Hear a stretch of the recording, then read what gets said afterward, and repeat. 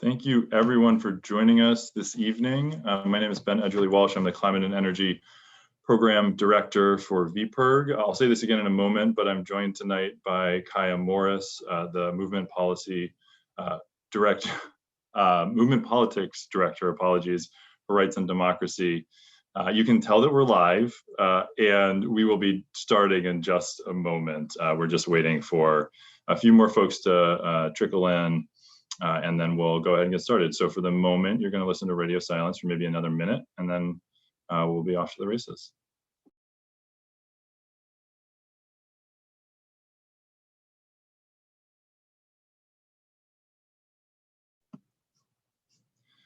All right, let's go ahead and get started. Once again, for folks who were with us a moment ago, my name is Ben Edgerly Walsh. I'm the Climate and Energy Program Director for VPIRG, and I am joined this evening by Kiah Morris, the Movement Politics Director for Rights and Democracy. Thank you so much for joining us, Kiah. Hello, thank you so much for having me, Ben. Good to be with all of you tonight. Thank you. And so how this is going to go is I'm going to give just a little bit of an intro context. This is the first in a webinar series that we are putting on as the Act on Climate Coalition. And then I'm going to turn it over to Kiah. We're going to have a conversation about equity and racial justice, environmental justice, and how all of that interrelates with climate action. So again, as I mentioned, this is the first in a series of Climate Action Works webinars that the Act on Climate Vermont Coalition, which is a coalition of 31 organizations with a lot of different focuses and a shared mission of tackling the climate crisis and equity. And we tonight are going to be discussing what equity means in the context of the climate movement and how we can and must center the needs of BIPOC Vermonters, low-income Vermonters, and other historically marginalized people so that Vermont can ensure our transition to a clean economy works to uplift all Vermonters. We will be having other webinars over the course of the next several months on different topics related to the work of the Vermont Climate Commission that was stood up by the Global Warming Solutions Act late last year. So definitely stay tuned for a lot more information on those. We have tentatively scheduled the next one for April 15th, but sign up for any of our organization's lists, follow us on Twitter, Facebook, and you will find out more. So I want to sort of just do a little bit of stage setting, and then I'm going to more formally introduce Kiah, and then we'll start a conversation. So basically what I wanted to say to start tonight is, for folks who are tuning in, I imagine you know we did just have this bill, this law passed, the Global Warming Solutions Act last year.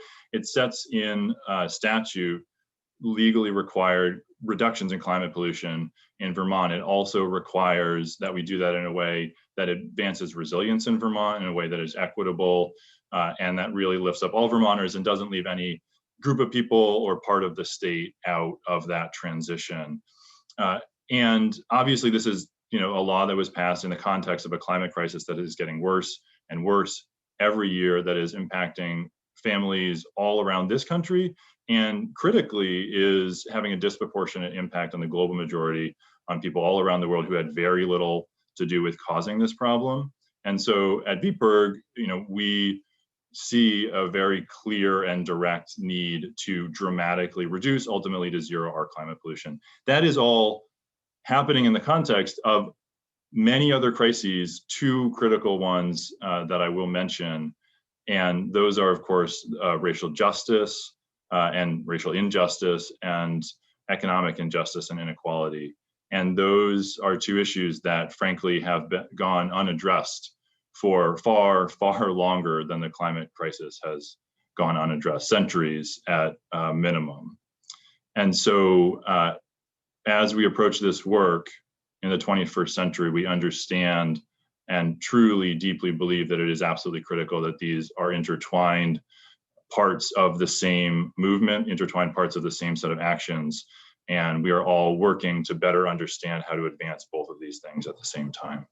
So without further ado, I will say there's too much to say about her. I am not going to get to everything, but Kiah Morris is Rights and Democracy's Movement Politics Director. She served in the General Assembly as a state representative from 2014 to 2018, and was the first African-American and first person of color elected from Bennington County in Vermont, and the second African-American woman to be elected to the legislature in Vermont history. She served on the House Judiciary Committee and is now a member, a commissioner on the Vermont Commission on Women, and we are incredibly lucky to have her here tonight. So thank you again so much, Kiah. Thank you so much, Ben. Good to be with you. So my first question, before we drill down into more about what's happening here in Vermont on climate action and equity and the Climate Council, is a little bit big picture. The topic today is climate action and equity. I'm sure that those are concepts that folks watching at home have heard about, read about, thought about to one degree or another, but just to level set at the beginning of this conversation, I think it would be helpful for folks to understand how you define environmental justice, climate justice, equity, as you're thinking about these things. I appreciate the question because there's nuance in all of these things, and thinking about the world of equity, thinking about what justice truly looks and feels like on the ground. So we have kind of like our high level aspirations. We want to see a world where we have ended our climate crisis essentially, and we are moving towards a restorative economy and moving away from the extractive work and the exploitative work that has happened that has brought us to this moment, right? But when we speak about it in definition, quite often what we're talking about is a vision more of equity than of justice. So for me, utilizing the word justice, it does have roots for me in thinking about balancing the scale. So it's not so much around making everything equal than it is about restoring the harms, like ceasing the harms that have happened, and building in reparations and restorative mechanisms for lifting up those most impacted. And we would be totally remiss if we were to try to have this conversation and not acknowledge that at its core, environmental justice begins with a true truth and reconciliation effort to support and to uplift the sovereignty of our Indigenous brethren that are here on this planet, because we are right here on unceded Abenaki territory as we're having this conversation. And yet those who identify as Abenaki do not even have sovereignty over their own land and have to still utilize government systems to get permissions to fish and hunt on their own land. This is where we begin with this fundamental piece of we have not reached equity at all. So we're not going to, there'll be very little we'll be able to accomplish within the next legislative cycle that will bring us to a place of true justice until we really go about acknowledging the harms, ceasing the harms, and lifting up those most impacted. So for me, environmental justice looks and feels like the ability to recognize the ways that our extractive economy, because when we think about the overlapping crises that make our environmental crisis, it is not just about the pollution in our waterways. That pollution in our waterways comes from capitalism gone to a malicious level. It is about a malfeasance on the part of many corporations who had no qualms about destroying the ecosystems that they were within in order to make a profit, and cutting corners, utilizing untested. Thinking about even just the scale of when we wanted to try to tackle something that seems as fundamental as having clean water in our state, and we had to reckon with the level of PFAS that we were finding in different areas, that we don't even have support on a federal level to really truly classify all of these chemicals as being a part of our environmental crisis, because there are corporate interests that have kept us from doing this. There is an extractive mentality within capitalism that requires a productivity and requires a relationship to humans and the planet and all of the creatures within it that is so far from our Indigenous ways of being and knowledge and wisdom that we have to get centered back within that. And so recognizing again that it is not just how do we make lives better for the humans here, as we are the ones that caused the problems, but it's also about recognizing everything within an entire ecosystem that deserves a right to thrive, deserves a right to flourish, and that we owe an ability to let them live. Right. So justice for me requires a ceasing of the harm, and it requires a restoration of those who have been harmed into a place of a freedom and of a dignity and quality of life. So equity will get there someday. We still have to make justice actually be served. So those are the real pieces that I feel around that. So I see our climate crisis as well. When we think about the difference between environmental justice or climate justice, a lot of this feels like semantics. And when we think about climate justice, it's like, well, what's happening specifically with our climate crisis? How are we going to stop the how are we going to retract all of the efforts that we've seen undone in the last few years from our federal administration that's keeping us from thinking about our clean air, from looking at the ways that we use energy, from protecting and supporting the continuation of fossil fuels in just this unchecked fashion that we have that is part of the American way of life. So those feel like they're in the climate space, but environmental justice requires that we think about the entirety of the ecosystem and not just what our energy loads are, but about the ability for people to literally function within a given environment and do so without being impeded by that environment being toxic to their very life force itself. Thank you. That was, I hope, very helpful for folks on the call today. I know it was helpful for me. We've had conversations about this, but the kinds of questions we're able to ask in this kind of a conversation instead of, okay, how are we moving this bill? Or what about, this rally that we're having together? It's just a little higher level, and it was really good to hear that perspective from you.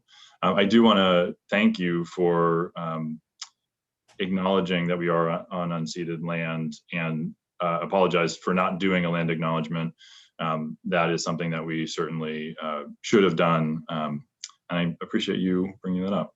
I also wanted to note just nuts and bolts of this webinar. If you are on Zoom and you are interested in getting a question answered, we are hoping to have some time at the end for audience questions. So just drop one in the Q&A. I don't think the chat is going to work this evening, but drop one in the Q&A. We'll take a look, and hopefully we'll have 10-15 minutes at the end for that. So I have a few thoughts on what you just said, but let me just hold those for a moment and see if they come up later in the conversation. The next thing that I wanted to talk about a little bit is, how many of the people I'm sure this evening consider themselves climate activists. I know that's certainly a title that I believe, I own myself and am proud of it. And among people working for climate action, to, at its simplest definition and inadequate definition, but just literally reducing climate pollution, there really is this understanding. And I think certainly for myself, and I think for many other people working to reduce climate pollution, one of the key motivators is an understanding of how unjust the impacts of the climate crisis are, how they are falling so disproportionately on the global majority, on people who really had nothing to do with causing this crisis in the first place, in addition to the severe effects that we are seeing here in places like in Vermont and the rest of the quote unquote developed world. So that is a motivator for many people. But I would also say, I think it's probably fair, and this is certainly not true of everyone. Everyone's at a different place in their journey, but there is oftentimes a mentality, and I think many people are sort of coming out of this, but historically, speaking for myself, the 20 or so years I've worked on climate action, for a long time, I sort of thought about climate in one silo and other progressive issues in another silo. And so for, the climate activist who is starting to think about how these things interact and really have to be part of a whole, but might, show up to a Black Lives Matter or immigrants' rights rally one day, and then write in a letter to the editor or write their senator on climate action the next day, but are just sort of thinking more about how those two things overlap. What would you want those, people who are in that part of the journey to understand better, to know?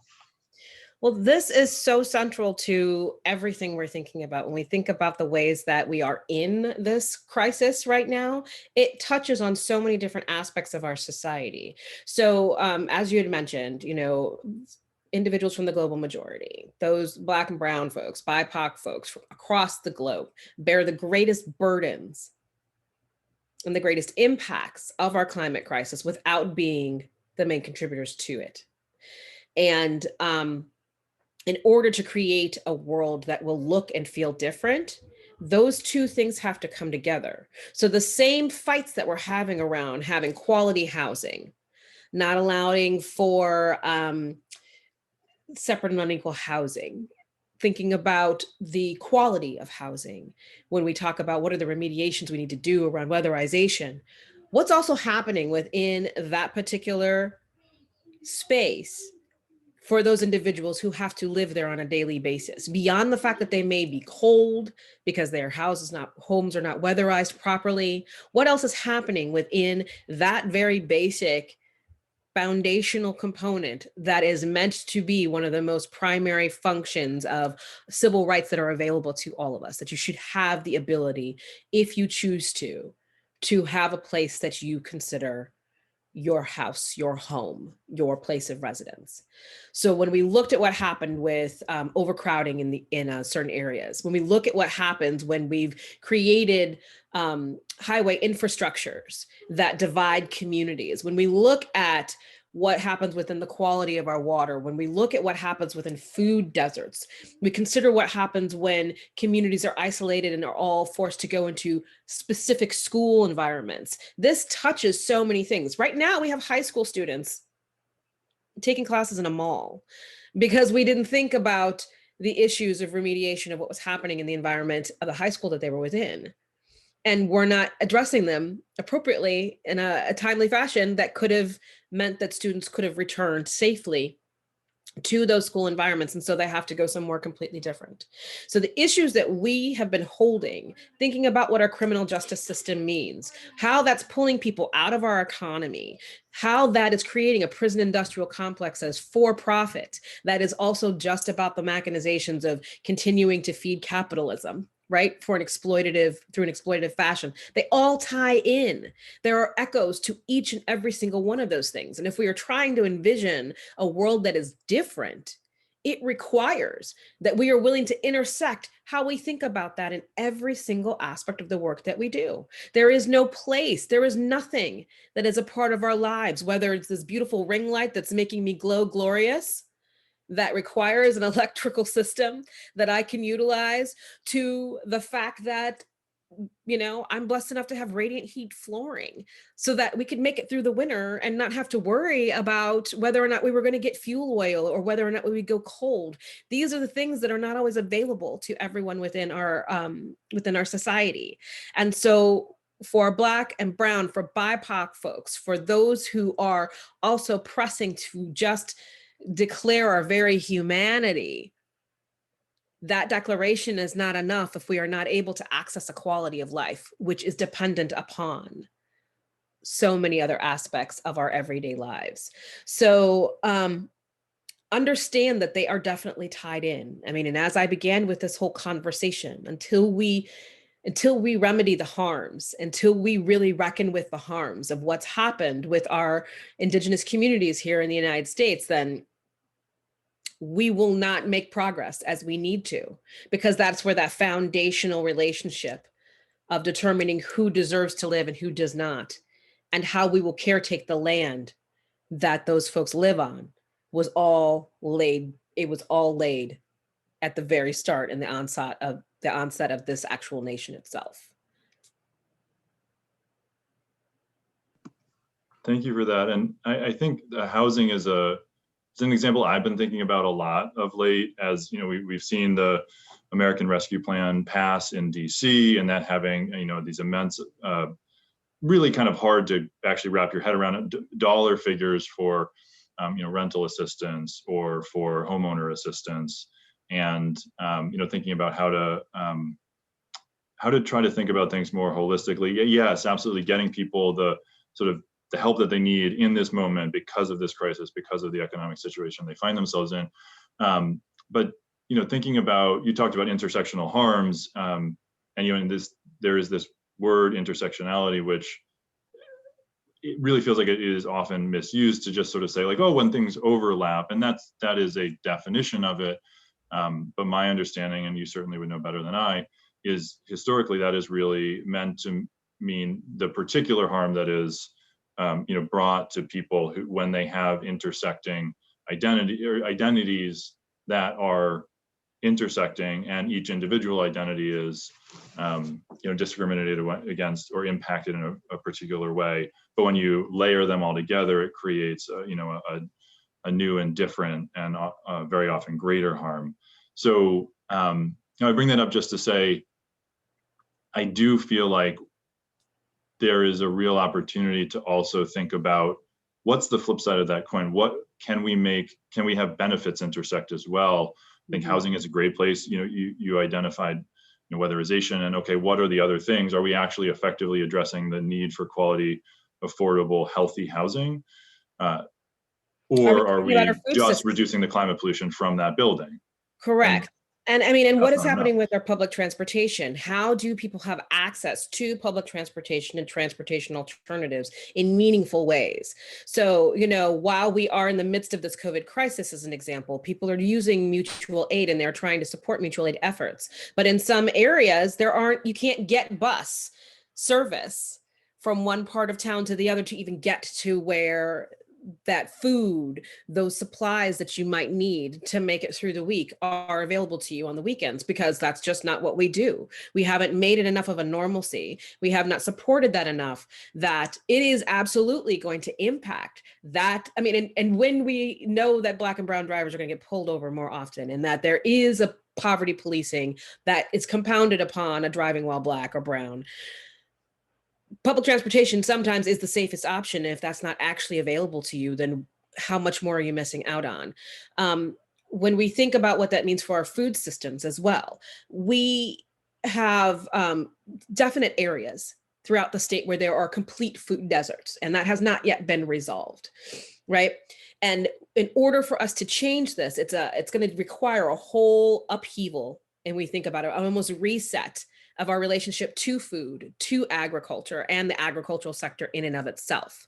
I would love to look at some of the initiatives that we have. I feel very honored if I can kind of bring this into the space. I think it's a little to talk about this. I feel like I'm sort of speaking on the outside of it without speaking in specificity around what we are starting to hear and see in the communities across the state from impacted groups about what they need to be whole as a result of our climate crisis. And one of the projects that I feel very proud that we have here in Vermont, and through my role within Rights and Democracy, is the Renew New England Alliance and the Renew Vermont Initiative. And within this work, we are really looking at this environmental crisis, and we are seeking environmental justice and ways to repair the harm through some really innovative mechanisms and tools that are going to center the needs, the hopes, the dreams, and demands of those most impacted. And so we're seeing things, for example, within the food sector. Let's think about this a little bit differently. So instead of just saying, let's give money to create more opportunities for people to step into CSAs. Well, there's a lot that goes into that as to who qualifies as being a worker within these environments. If we're talking about, we will be talking about just transitions, but when we think about what does that mean for somebody to step into a new enterprise within the agricultural sector, who counts as a worker?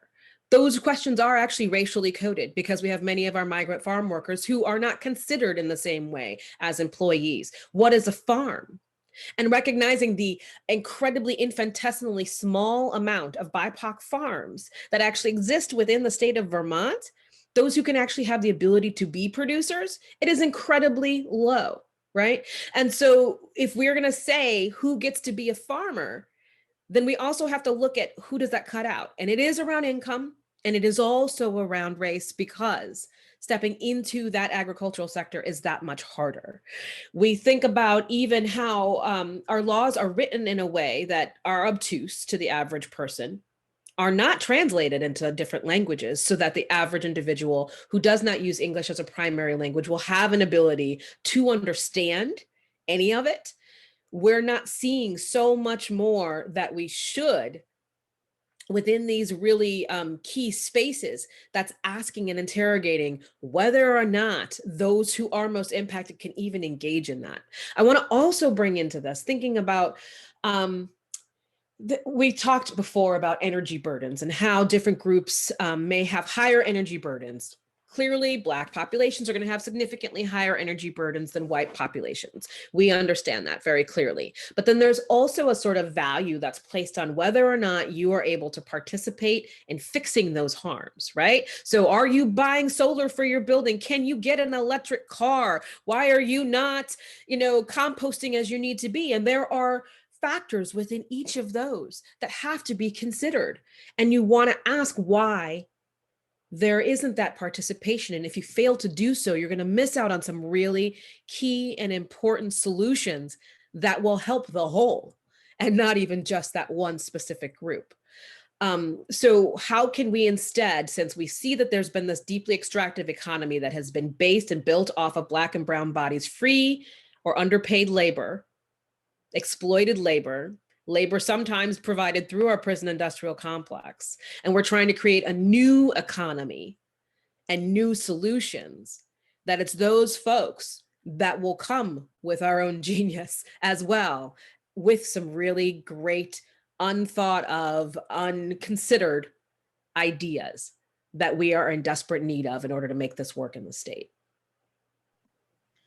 I think that's exactly right. And we could talk all night about examples of all of this. There are a number that are coming to my mind that I'm tempted to get into, but I want to get to the next question. I will say one thing about translation. That is something that it does feel like this state is kind of dipping its toe in those waters. It's not done enough. It's not done as well as it needs to be. And just like one example of that, VPIRG was very active around several of the ballot items in Burlington around town meeting day, and there were translated ballots. But I was talking to one of our staffers who was involved in that, who works on communications, and she was saying, well, that's all well and good. It's a start, but actually, what we're being told by the community, and ultimately there was an effort to address this, and there were translated videos made.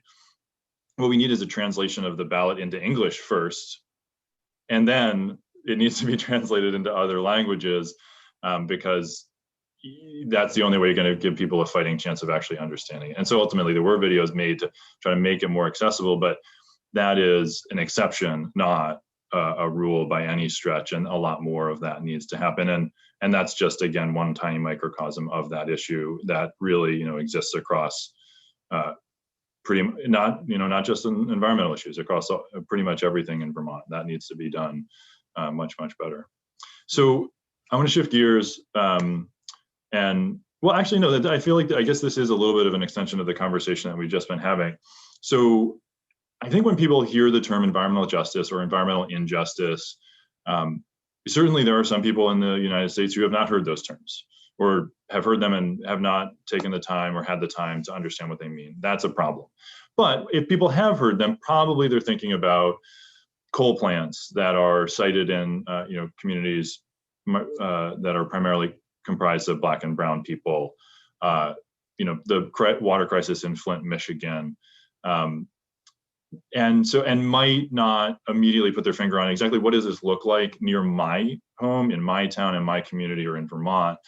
And I understand that there's a lot of research being done on this to better identify what the problem or the problems are in Vermont along these lines, so we can have a chance of actually trying to fix them. You can't, solve a problem if you don't know exactly what it is.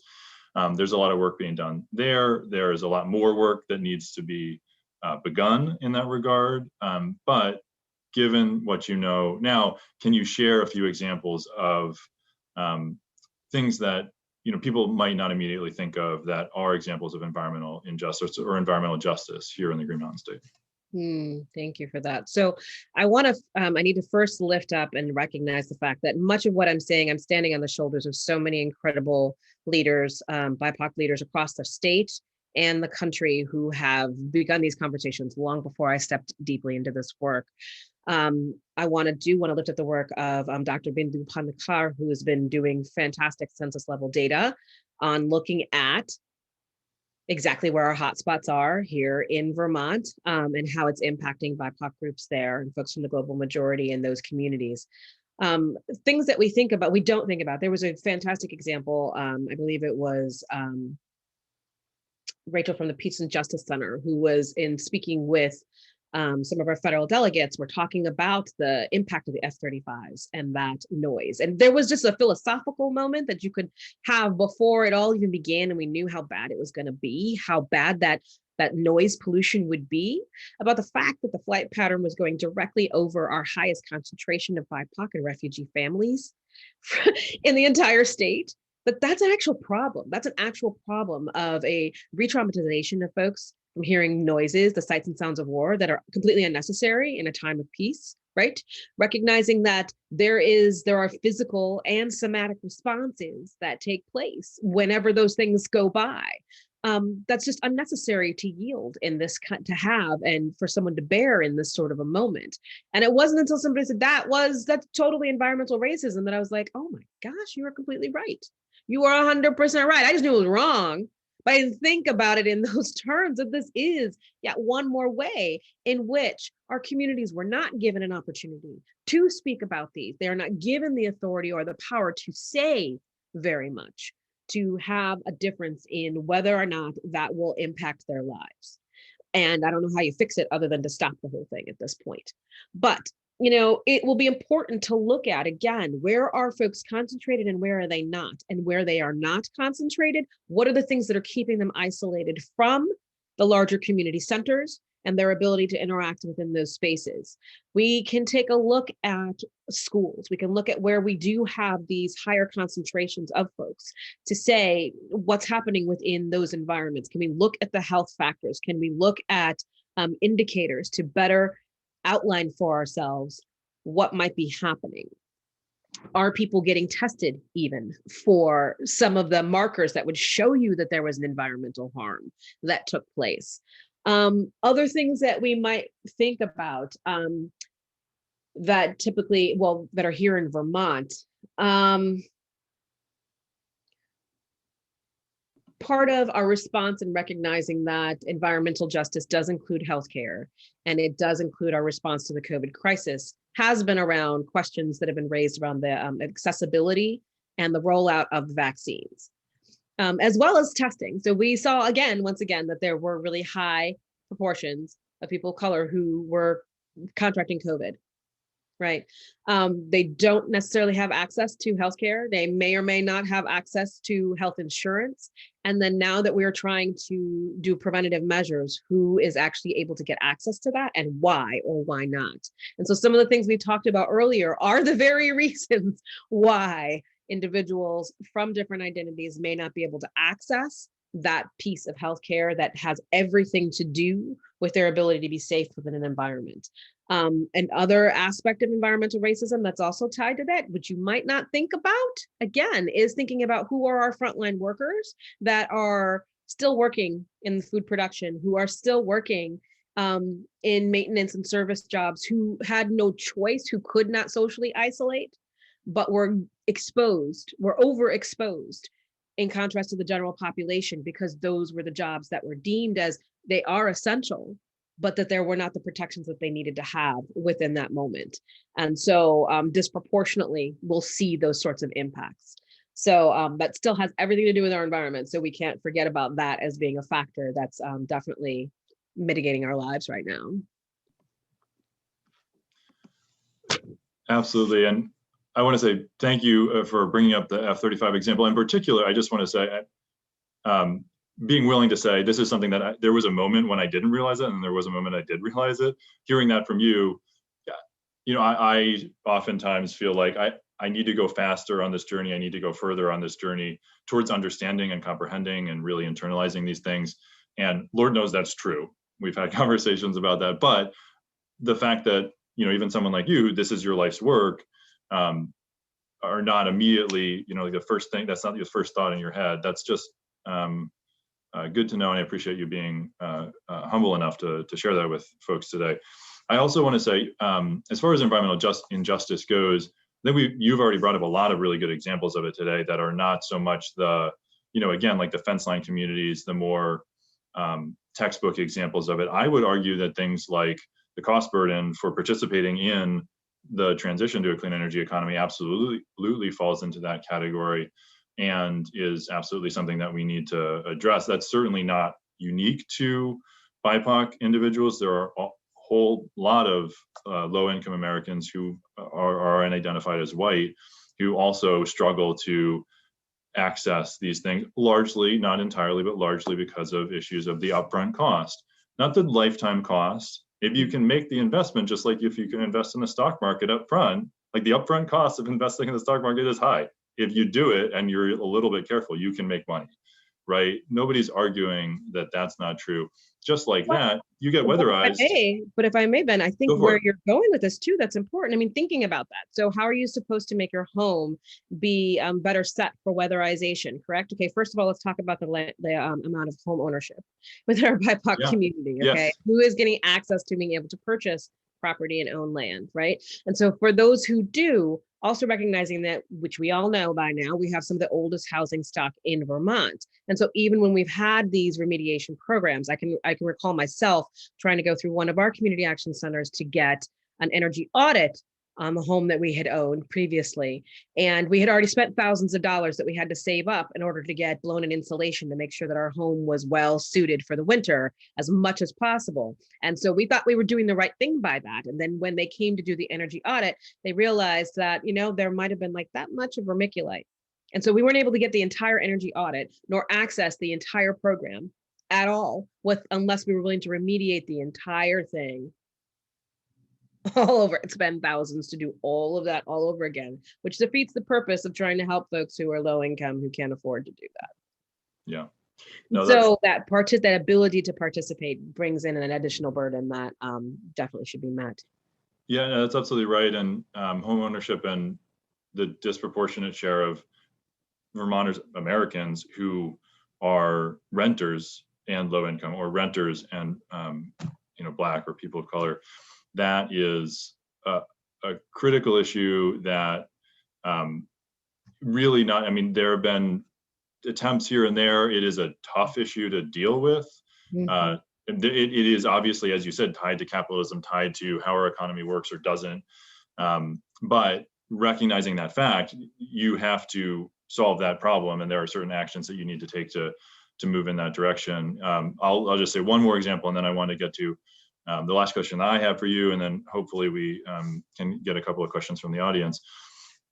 When we're thinking about people transitioning to electric vehicles, if you rent, you can't install a charger at your landlord's building, right? If you're in multifamily housing or even a single home rental, and that is something that really needs to be addressed. We need electric vehicle charging infrastructure at multifamily housing, at workplaces all around the state. Even if it's not utilized on day one, if you're a renter and you are trying to take part in a program like Mileage Smart, or trying to get one of the electric vehicle incentives that the state has put in place to try to make those things more accessible to you as a potentially low-income Vermonter, but you don't have the confidence you can charge that thing because there's no spot in your lot that you can park in, you're not going to do that. You're not going to go out on a limb and say, oh, I'll be able to do public charging 19 days out of 20, that'll be fine. I just won't go to work on the 20th day. That's not that can't happen. So that's just one kind of small example, and that's something that we're hoping to start moving towards addressing, here in Vermont, and getting more of that kind of charging, so that, again, that's a barrier, not the only, but one of the barriers to everyone being part of this transition to a, frankly, more affordable, more equitable, cleaner economy. So thank you for giving me a moment to share, one of the nerdy, wonky examples that I'm working on right now. But I do want to actually get back into questions for you. And the next one really is focused on the Vermont Climate Council. That, again, as I mentioned, was, and of course you know this, but for anyone listening who might not, the Vermont Climate Council is the entity that was created by the Global Warming Solutions Act There are 4 subcommittees of that that were legally required to be created. One of those is the Just Transition Subcommittee. So obviously, as the movement politics director at Rights and Democracy, this is something that you're following. The Just Transition Subcommittee in particular, I'm sure, is something that you're following. If you could articulate some goals for that subcommittee, what would they be? How are you thinking about their work and the Climate Council's work more broadly?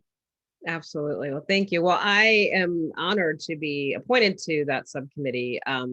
It was a journey and it was a process. One of the things that I think is important for this committee and for the entire Climate Council and all the subcommittees is we do need to do a little bit of a deeper dive.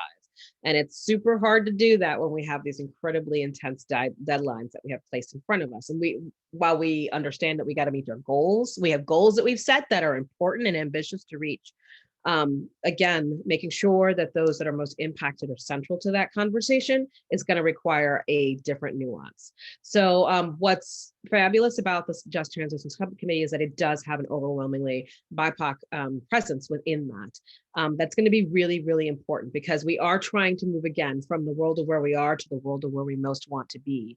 And it's important to move away from a rising tide lifts all boats kind of conversation about whether or not we can make this sorts of systemic changes. That's typically how it happens. Well, if we do this for all, then of course it's going to scoop up those who have been most impacted. And we have zero evidence of that ever working on a sustained basis in any kind of a measurable way consistently over time. If it does, it's very superficial, it is temporary, and then it is gone. So if we are not listening to those who already have been thinking about how to get out of this hellscape, then we will be shortchanging ourselves in innovation. So one of the things that I think is going to be really important to that is having that voice there. The Climate Council in itself, while is definitely seated with some incredible minds, was not seated with a broad representation of diverse points of view, diverse experiences, diverse constituencies. And so we have to sort of like pick up that voice.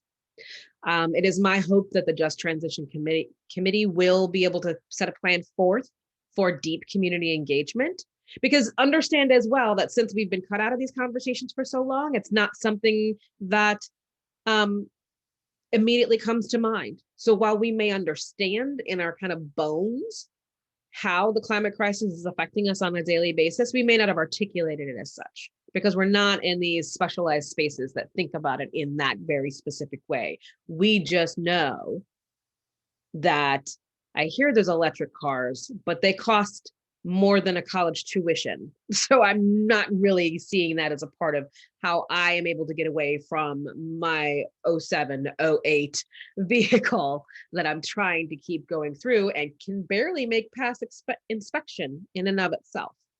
So like, this is where it's going to be truly important as well as we are thinking about what needs to stop, making sure that our workers are brought through. We need to see high quality paying jobs, the ability for folks to unionize and organize if they need to, if they desire to. We need to be able to see pathways again for those most impacted to step into that economy that's meant to be about fixing this. So I'm very much looking forward to that conversation, and hopefully it will inform the work of every other group, because as we've said, there's really no place that this does not touch and that it should not be considered. You actually touched on one of the questions that we got, and both of the questions, the questions that we're getting, they're long, very detailed. I'm probably not going to be able to read them end to end, but I will say, you sort of pre-addressed the rising tide lifts all boats kind of concept. I will say one thing that I certainly think about a lot is trying when at all possible. It is always possible. It takes deliberate effort, but always trying to say it's not this or that, it's this and that. It's not addressing racism or poverty, it's addressing both. You have to do both. And then the other thing about that rising tide lifts all boats concept, to the extent that it is, you don't have a boat. You understand? You don't have a boat. No, this is what I'm saying. This is what I'm getting at, that if everyone is rising to some degree, they're not all rising the same amount, right? There's this idea of anti-racism, and Dr. Ibram Kendi, sort of the way he defines it. And again, I know you know this, but for everyone else who may not have dug into that, is something that is essentially narrowing the gap, right? So if you have a policy like electric vehicle incentives, great example. Eventually, those are going to be lower cost than internal combustion engines. Like, that's clear. That's just where the trend lines are going with the technology. And it is something that sooner or later, at some point in the future, everyone will be able to access, and they will have the benefits of them. But if we're just sort of blindly saying push in that direction, then affluent, largely white populations are going to get them much faster and accrue the benefits more quickly. And even if everyone is better off 30 years from now because electric vehicles are a thing, we will have, as a society, helped out the people who needed the help the least, the most, which is something that we just so often see. Anyway, so that's something that we've thought about a lot at VPIRG and are always striving to, and I think always can do better, but to address that as we're thinking about supporting this program or that program as it relates to the climate crisis. I want to shift. Go ahead. I think this is important too, because going back to that person's question, it's a different analogy. So if you don't know that I spent most of my time in Vermont living in Bennington, Vermont. And when I was in the legislature, you've heard me talk about this a little bit earlier tonight, we were dealing with the impacts of PFAS in our water. So by this same thinking of like, well, if we don't really talk about race, or if we don't prioritize those that are most impacted in this, then we are somehow either leaving others behind or it's not politically popular. What that would basically be saying to the people of Bennington who have seen astronomical rates of cancer, bizarre cancers that they couldn't even understand, who've had their waterways destroyed and had to have the town put in millions in infrastructure to bring in an alternative to their well water, and to say to them, too bad, we're really not going to think about you right now because it's everybody. That's an issue. That is an issue. That would be saying to those individuals, we can't prioritize the fact that we need to stop the pollution that's happening from going into your body, affecting your children, affecting your livestock, affecting your land, affecting your lives, that we're not going to do that as a priority because it might make those who aren't impacted by it feel badly. We wouldn't do that. And in that case, I'm still curious. I would want to know, when we're thinking about the environmental injustices, I'm looking forward to seeing that data, because I would like to know what are the impacts as well on different constituencies within that very same cluster of folks. So we would not do that. We would not leave others behind in that way. But when it comes to identifying groups by racial categorizations and thinking about those specific constituencies, as a nation and as a state, we have no problem saying, too bad, you're just going to have to wait your turn with everybody else. And so we have the capacity and the ability to be nimble and to be understanding and to be ready to respond. And so we should. I couldn't agree more. Let me try to get in one or two more questions here. We had a question coming from Facebook. How do we change the narrative in the state so that we can get and hear the voices and concerns of vulnerable Vermonters in our local media? The question goes on to say, I ask that both as a member of the media and as the chair of Capstone Community Action, I continue to be concerned that these voices get drowned out by people and special interests with agendas. COVID has shown us how acutely these voices need to be heard. So I appreciate that question. This is super tough, right? So we are talking about individuals in our community who have been silenced for so long and have been deemed as threats when they do speak up or they do question it, that you kind of stop talking after a while. So what's going to be necessary is for us to, again, empower the people that are most impacted to have those conversations themselves, probably within affinity spaces, so that they can speak openly and honestly and not without judgment or having somebody pick apart what they are actually saying about their lived experience and their subject matter expertise as someone who's lived through these experiences. So it's going to be necessary to do that and provide that space in order to gather those narratives that can then be supported in the media. If we're talking about how do you get them in front of, our elected officials, this is a really hard time to try to have that conversation because everything is just, the whole world's upside down right now as far as how you're able to get access and how you're able to participate. So we'll have to continue to do that. So it's still going to take some of that relational organizing. One-on-one, I can get together with a group of folks that will trust me and my voice, or other folks who have social capital to be able to connect with those communities. So that's going to be a really big piece, is just allowing that space to breathe. Yeah, and I can't imagine that it is, in my job, I have to be in front of the media a lot, and that's fine.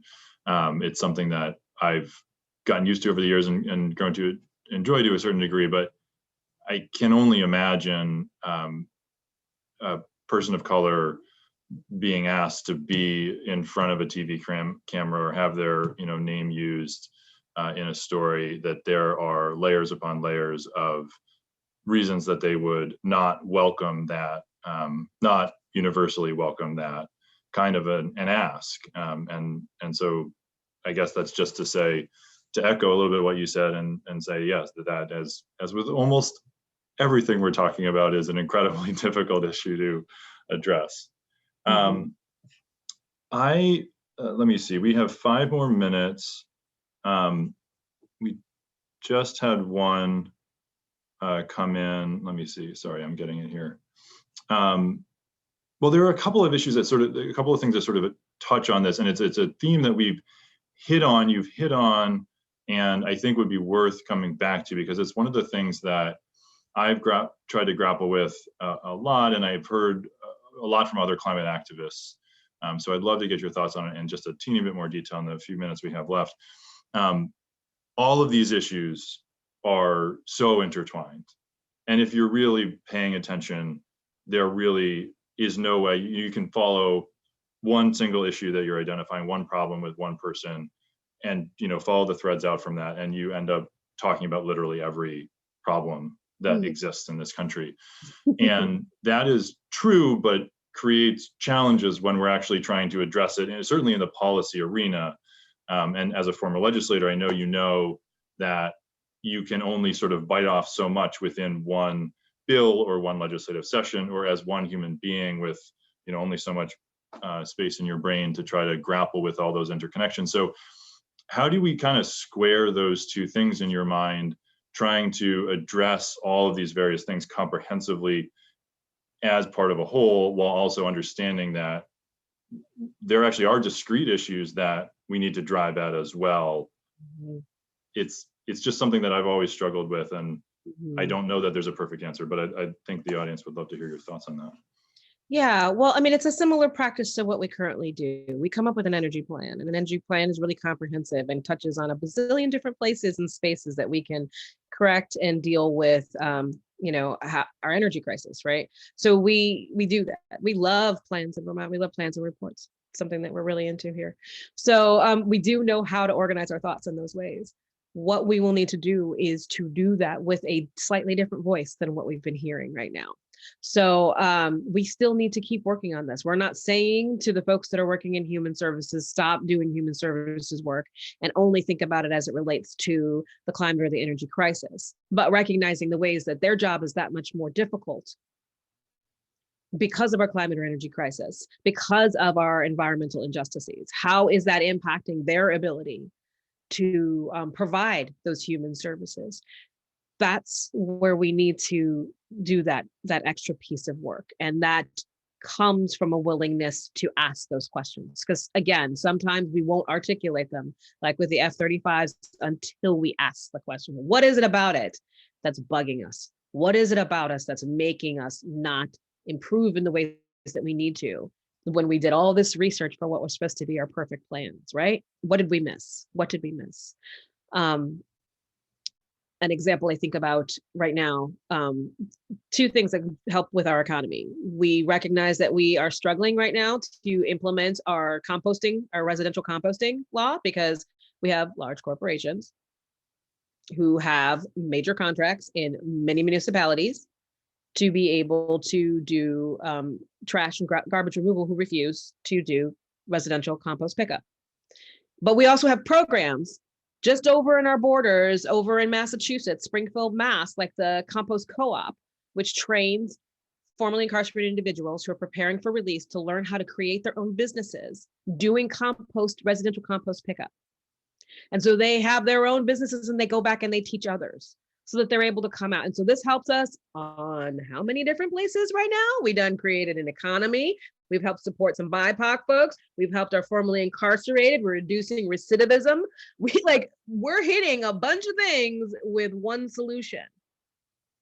So this is where we need to ask these questions so that we can come up with the innovative answers. So don't get too overwhelmed by the huge pieces. Understand that there's something you're an expert in, but there are also places that we can all we can find stronger linkages, and it only makes the final products that better. Thank you. Yeah, that makes a lot of sense to me. And I think because people who care about racial justice, care about economic justice, care about the climate crisis, care about many, many other things, and I do, hear sometimes this idea, or some people it's something that's exciting, some people it's something that they fear about, we shouldn't do anything unless we can do everything, right? Like the Green New Deal, a lot of incredible concepts in there, but some people got this idea that needs to be one single piece of legislation. And if a single piece of legislation doesn't have every single one of those pieces, then it's inadequate and we need to attack it. And I would love to be in a place where we could pass one bill and solve all the problems. That's not, unfortunately, the way the world works. And I also think it's really important what you just said, the example that you just brought up, not one I was familiar with. That sounds like an incredible program. But it does seem like is a great example of somebody thinking about all of these intersecting problems and crises and trying to come up with a solution that was not solving all the world's problems, but was trying to solve as many as possible with the thing that you were doing in front of you today. And I think we could all do a lot more of that while also not getting paralyzed. So there are a few more questions in the chat. I would love to talk to you all night. I apologize to folks who we could not get to your questions, but I hope this was an informative experience. Tonight we will have a recording of it that'll be on Facebook. We'll post it on VPIRG's website. I'm sure it'll be on other organizations' website as well. And I will note, I dropped in the chat, we'll put on a link on the Facebook page as well, a link to Vermont Renews, the coalition effort that Kiah mentioned earlier. Kiah, do you have any closing words that you want to share, or should I just say thank you so much? No, thank you all so much. I'm dedicating tonight to my son. It's his 10th birthday. And actually it's an ironic thing that this was one of the first places that I stepped into thinking about statewide policy, happened to be on his first birthday with Mr. Bernie Sanders. So thank you all so much for being a part of this. If you want to get in touch, radvt.org. We are also on Facebook, Instagram, and Twitter. So we're all the places that you are, and I'm so excited to have been here tonight and to share community with you tonight in VPIRG, and thank you all. Thank you so much. Wish your son happy birthday from all of us. I hope you get to enjoy some cake, and I really deeply appreciate you taking so much time on such a special day. Fantastic. Thank you all. Have a great night. Be safe and warm. Good night.